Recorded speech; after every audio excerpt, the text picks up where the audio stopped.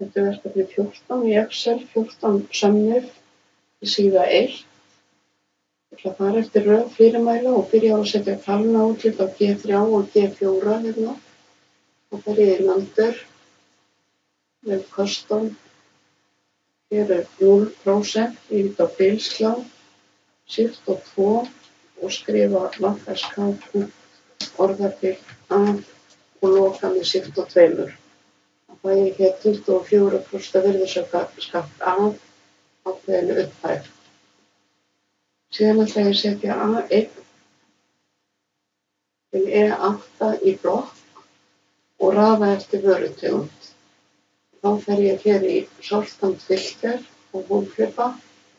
Ég vel Custom Sort og það er haka hér við My Data Has Address af því það er fyrirsagnarlína hér og ég þarf að raða eftir vörutegund. Ég ætla að raða frá A til Ö eða A til Z og OK.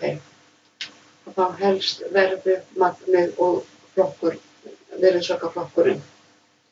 Og síðan ætlum við að setja formúlur í skilhólf. Ég ætla að byrja hér á setja sama sem verðis, sem magn, sama hvort kemur á undan C eða B. Og ég ætla að ýta á Ctrl og Enter og afrita hér niður í línu 8. Hér ætla ég að leggja saman. Og þetta er heildarverðið.